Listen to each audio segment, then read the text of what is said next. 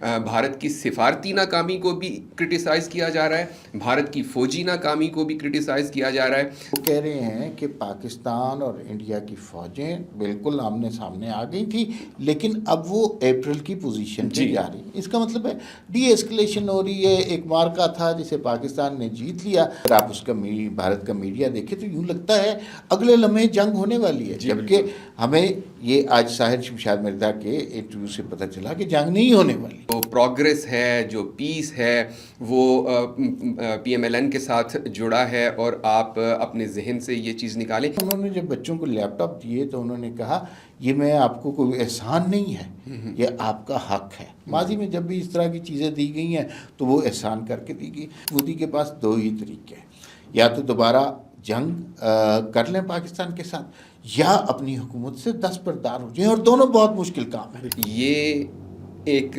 Message بھی ہے اس خبر کے اندر کہ جو کہا جا رہا ہے کہ 9 مئی کے حوالے سے آپ کوئی نیگوسیشن کریں اور اپنی پوزیشن کو بدلیں۔ میرا خیال ہے کہ جو گورنمنٹ ہے وہ اپنی پوزیشن سے بیک ٹریک کرنے کو تیار نہیں ہے۔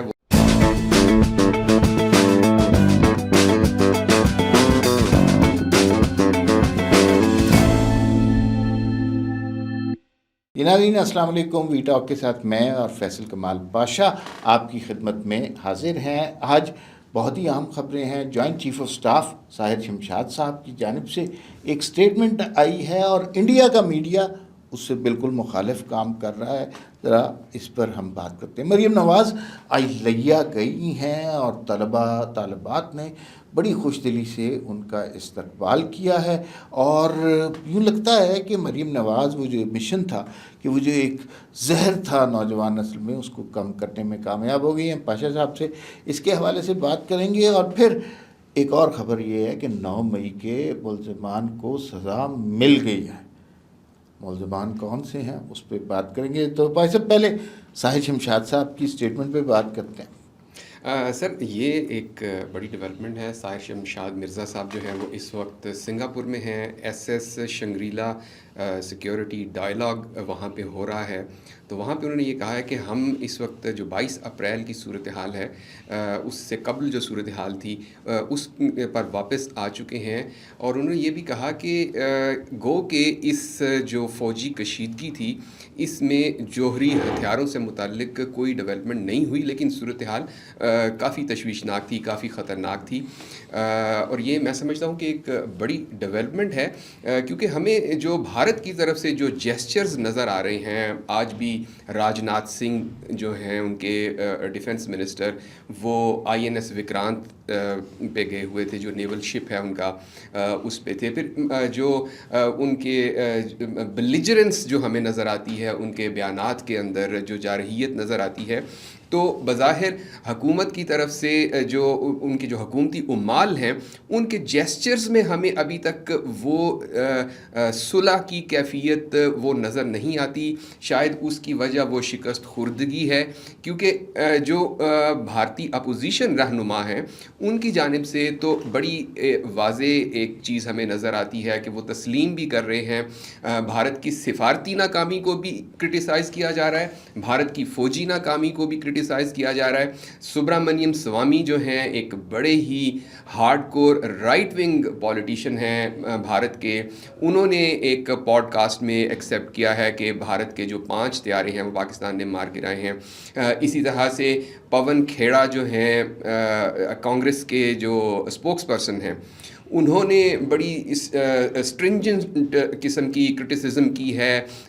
جو ڈپلومیٹک ہینڈلنگ ہوئی ہے اس سارے منظر نامے کے دوران، انہوں نے بھارتی جو حکومت ہے بھارتیہ جنتا پارٹی کی، اس پہ بڑی کہ ساری دنیا جو ہے وہ پاکستان کا ساتھ دے رہی ہے۔ اور ہمیں ایک بہت اہم چیز نظر آئی آج جو ششی تھرور نے کولمبیا میں جو بات کی، کولمبین گورنمنٹ کے ساتھ انہوں نے بڑا ایک طرح سے انہوں نے شکوہ کیا کہ جناب آپ نے بھی پاکستان کے ساتھ ہی تعزیت کر دی، آپ نے تو ہمارے موقف کی حمایت کرنی تھی، آپ نے پاکستان کے موقف کی. عائشہ اس میں نا ایک بات بہت انٹرسٹنگ ہے. ظاہر شمشاد صاحب نے کچھ اسٹیٹمنٹ اگر آپ غور سے دیکھیں نا، وہ کہہ رہے ہیں کہ پاکستان اور انڈیا کی فوجیں بالکل آمنے سامنے آ گئی تھی، لیکن اب وہ اپریل کی پوزیشن پہ جا رہی. اس کا مطلب ہے ڈی ایسکلیشن ہو رہی ہے. ایک مارکا تھا جسے پاکستان نے جیت لیا، بھارت کو شکست ہوئی. اب اس کے بعد ٹرمپ صاحب نے میڈیشن کرائی، اس کے بعد اب ساری فوجیں، سب کچھ ٹھیک ہے. جو بھارت کی طرف سے ہمیں جو ہیجان انگیز قسم کے بیانات لگتے ہیں اور جو ان کا میڈیا کر رہا ہے، اگر آپ اس کا بھارت کا میڈیا دیکھیں تو یوں لگتا ہے اگلے لمحے جنگ ہونے والی ہے. جبکہ ہمیں یہ آج ساحر شمشاد مرزا کے انٹرویو سے پتہ چلا کہ جنگ نہیں ہونے والی. اصل میں مودی صاحب یہ سیل کرنے میں ناکام رہے ہیں کہ انہوں نے جنگ جیت لی ہے. اب ان کے پاس چارہ کوئی نہیں ہے. ان کے پاس اپنی اور جنگ ہار جانے سے حکومتیں جاتی ہیں، بر صغیر کا یہ رواج ہے. تو اب اس کے پاس، مودی کے پاس دو ہی طریقے ہیں، یا تو دوبارہ جنگ کر لیں پاکستان کے ساتھ، یا اپنی حکومت سے دستبردار ہو جائیں، اور دونوں بہت مشکل کام ہے. اس لیے کہ نہ وہ پاکستان سے جنگ کرنے کی پوزیشن میں ہے، جبکہ بین الاقوامی دنیا درمیان میں ہے، اور نہ ہی وہ حکومت سے دستبردار ہو سکتے ہیں. مودی کا اپنا ایک کلاؤٹ ہے، لیکن کانگریس جو سوال کر رہی ہے لوک سبھا میں، اس کے جوابات دینا مشکل ہوتا جا رہا ہے. دوسرے سبجیکٹ کی طرف چلتے ہیں.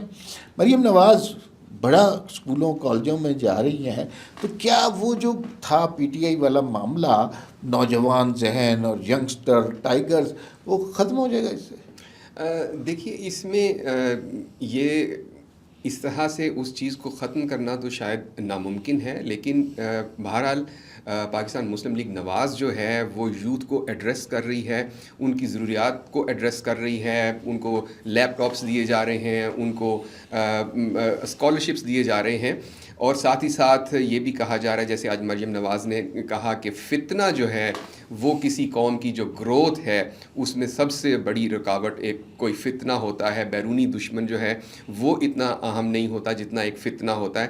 تو بظاہر انہوں نے نوجوان نسل جو ہے اس کو اپنی طرف مائل کرنے کی کوشش کی، اور ایک طرح سے انہیں سمجھانے کی کوشش کی کہ جو پروگریس ہے، جو پیس ہے، وہ پی ایم ایل این کے ساتھ جڑا ہے، اور آپ اپنے ذہن سے یہ چیز نکالیں. لیکن جہاں تک میرا خیال ہے کہ جو کچھ لیجٹمیٹ کویسچنز ہیں جو پاکستان تحریک انصاف کی جانب سے بار بار پوچھے جاتے ہیں، خاص طور پہ جو الیکشن ریزلٹس کے حوالے سے، اور وہ عمران خان کی جو پاپولیرٹی ہے اور جو کرزما ہے اس کو شاید کم تو ہو سکتا ہے، لیکن ڈسپیٹ نہیں ہو سکتا. ٹھیک ہے، آپ یہ کہہ رہے ہیں کہ وہ کم ہو سکتا ہے، لیکن میں ایک بات بتاؤں بھائی صاحب کہ ڈینٹ ضرور پڑا ہے. مریم نواز نے اپنا کلاؤڈ ضرور کریٹ کیا ہے یونیورسٹیوں میں جا کے، بچوں کو لیپ ٹاپ دے کے. آج جیسے دو جملے انہوں نے بہت اچھے کہے، مجھے اچھے لگے. مطلب انہوں نے کہا کہ میں آپ کو بتاؤں گی کہ 9 مئی اور 10 مئی میں فرق کیا تھا. ظاہر ہے وہ ایک طرف سکسیس کی کہانی ہے اور ایک طرف انتشار کی کہانی ہے. دوسرا، انہوں نے جب بچوں کو لیپ ٹاپ دیے تو انہوں نے کہا یہ میں آپ کو کوئی احسان نہیں ہے، یہ آپ کا حق ہے. ماضی میں جب بھی اس طرح کی چیزیں دی گئی ہیں تو وہ احسان کر کے دی گئی. مریم نواز کی کامیابی کی ایک بڑی ریزن ان کے ایجوکیشن منسٹر ہیں رانا سکندر حیات صاحب. انہوں نے جس طرح ایک کلاؤڈ کریٹ کیا ہے، جس طرح اسکولوں کالجوں میں مریم نواز کی پذیرائی ہوئی ہے، اور کہا یہ جاتا تھا کہ نوجوان تو سارے عمران خان کو ہیں، وہ مریم نواز کو گلے لگانے کے لیے تڑپ رہے. تو صورتحال اب تبدیل ہو رہی ہے. یہ بات بالکل صحیح ہے کہ یہ نہیں ہوا کہ سارے لوگ جو ہے مسلم لیگ نون کے ہو گئے ہیں، لیکن عمران خان نے جو سوچا تھا، اس کے جو ینگ ٹائیگرز ہیں، اس شہرت کو ڈینٹ ضرور لگا ہے، اور اس میں رانا سکندر حیات کا بڑا رول ہے. ایک آخری خبر بتا دیں بھائی صاحب، یہ 9 مئی والوں کو سزا ہو گئی ہے. جی تو کون کون کو سزا ہوئی ہے؟ سر اس میں 11 ملزمان کو آج اے ٹی سی اسلام آباد نے سزا دی ہے.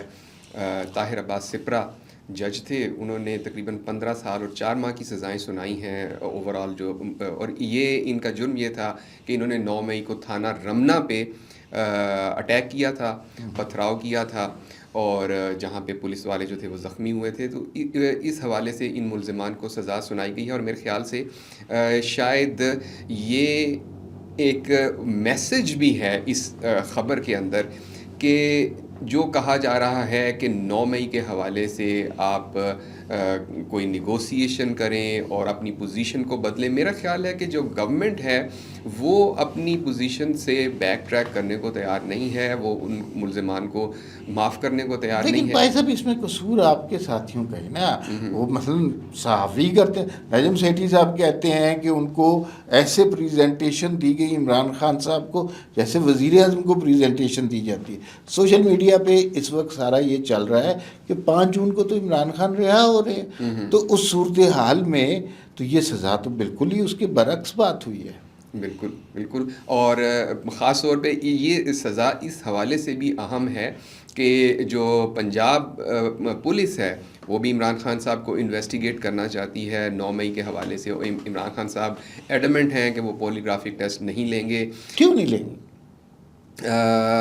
اب یہ تو عمران خان صاحب بتا سکتے ہیں کہ وہ پولیگرافک ٹیسٹ لینے سے کیوں انکاری ہیں. لیکن یہ میرے خیال سے کہ جس طرح سے اب اگر پاکستان تحریک انصاف کے ورکرز جو ہیں وہ اس میں سزا پا رہے ہیں تو اس کا مطلب یہ ہے.